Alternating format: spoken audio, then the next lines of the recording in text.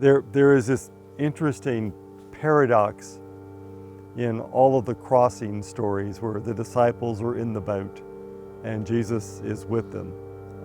And especially in this first one where the disciples are seemingly awake and Jesus is seemingly asleep.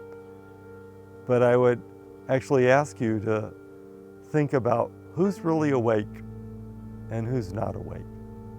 That we as Christians can often have our eyes open, but be interiorly asleep. We're asleep to the spiritual practice and to the spiritual paths.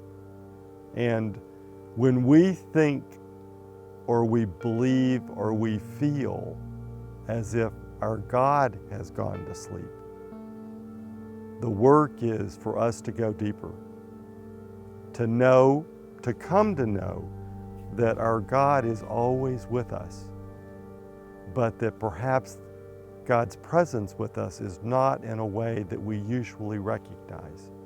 So we need, through prayer and meditation and compassion, to wake up to how God is here. Though our minds and our feelings have tricked us into believing God is not.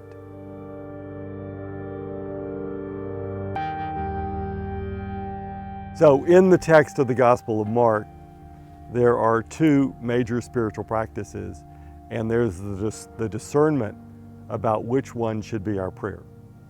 Because in the first 8 chapters of Mark, Jesus acts directly, seemingly to change outer circumstances, although I would always suggest that those outer circumstances are there helping us wake up. But we pray to God as we should. God, we're in this dilemma, change it, do something.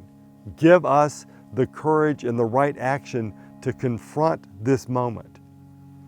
But then comes I think it's verse 29 of the 8th chapter, where Jesus begins to teach the disciples the second half of this great text, that he is going to submit to suffering. He is going to put his face towards Jerusalem and walk directly there, knowing what is about to happen in Jerusalem.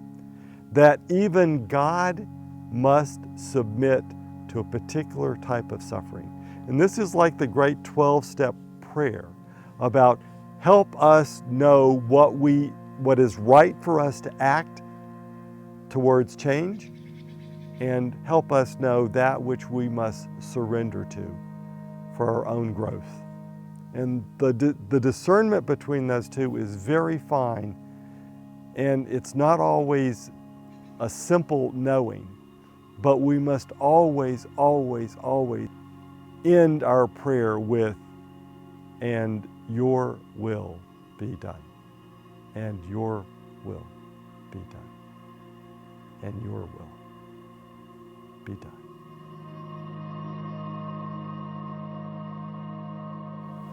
And what do I get?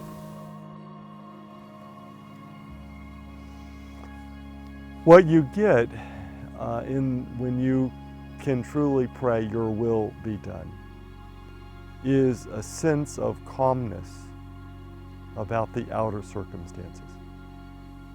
Much like going back to the meditation of the disciples in the boat.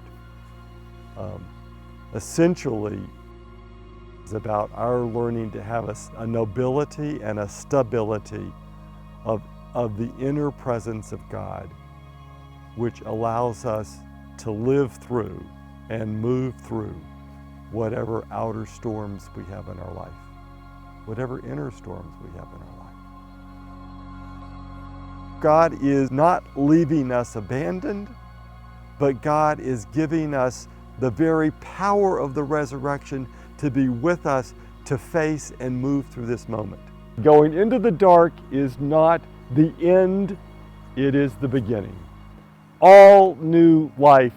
Where does new life begin? Whether it's deep in the earth or deep in the womb, it begins in the place of darkness.